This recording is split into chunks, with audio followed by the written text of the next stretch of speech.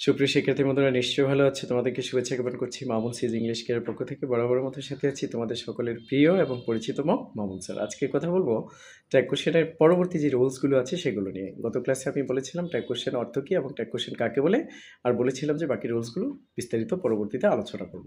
তাই আজকে আলোচনা করতে এসেছি তোমাদের সামনে, আশা করি সাথেই থাকবে।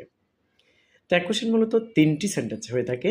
প্রথমত অ্যাসার্টিভ সেন্টেন্স, এবং দ্বিতীয়ত হচ্ছে ইম্পারেটিভ সেন্টেন্স, এবং তৃতীয়ত হচ্ছে এক্সক্লেমেটরি সেন্টেন্স। তবে মাঝে মাঝে এর ব্যত্যয় বা এর পরিবর্তন ঘটে। আমরা ইন্টারোগেটিভ সেন্টেন্সকেও দেখি ট্যাগ কোশ্চেন করতে। চলো শুরু করা যাক। আজকে অ্যাসার্টিভ সেন্টেন্স নিয়ে আলোচনা করব। অ্যাসার্টিভ সেন্টেন্সটি যদি অ্যাফার্মেটিভ হয়ে থাকে, দ্যাট মিনস সাবোধক হয়ে থাকে, তাহলে এক্ষেত্রে ট্যাগ কোশ্চেনটি নাবোধকের হবে। একটু তোমাদেরকে জানিয়ে রাখতে চাই, অ্যাসার্টিভ সেন্টেন্স কিন্তু দু ধরনের, একটি হচ্ছে অ্যাফার্মেটিভ আর একটি হচ্ছে নেগেটিভ। তো যেটি বলছিলাম, ট্যাগ করার ক্ষেত্রে অ্যাফার্মেটিভ বাক্যটি নেগেটিভ হয়ে যাবে আর নেগেটিভ বাক্যটি অ্যাফার্মেটিভ হয়ে যাবে।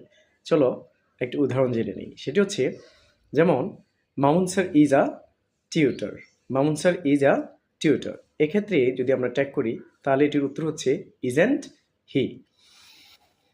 তাহলে ট্যাগ কোশ্চেনের যে স্ট্রাকচারটি আছে সেটি প্রথমে আমরা লিখব অক্সিলারি ভার্ব। তাহলে এখানে ইজ হচ্ছে অক্সিলারি ভার্ব, বা এটা মেইন ভার্ব আমরা ধরতে পারি, এটা মেইন ভার্ব ধরতে পারি। এখানে ইজ বসবে, তারপরে যেহেতু বাক্যটি অ্যাফার্মেটিভ আছে সেজন্য আমরা নেগেটিভ লিখব। নেগেটিভে মনে রাখতে হবে সবসময় যে নটের একটি শর্ট ফর্ম আছে, সেটি হচ্ছে অ্যান অ্যাপোস্ট্রফি টি, বা এটাকে অমিশন সাইনও বলতে পারি আমরা। তাহলে ইজন্ট আর মামুন স্যার সাবজেক্ট এখানে, কিন্তু ট্যাগ কোশ্চেনে সবসময় সাবজেক্টের প্রনাউন বসে। তো মামুন স্যার যেহেতু ব্যক্তি, দ্যাট মিনস হচ্ছে ম্যাসকুলিন জেন্ডার, সেক্ষেত্রে হি বসবে। তাহলে উত্তরটি দাঁড়ালো isn't he. I repeat, Mamun sir is a tutor, isn't he. তাই নয় কি? আশা করি বুঝতে পেরেছ। সাথে থাকার জন্য অনেক ধন্যবাদ।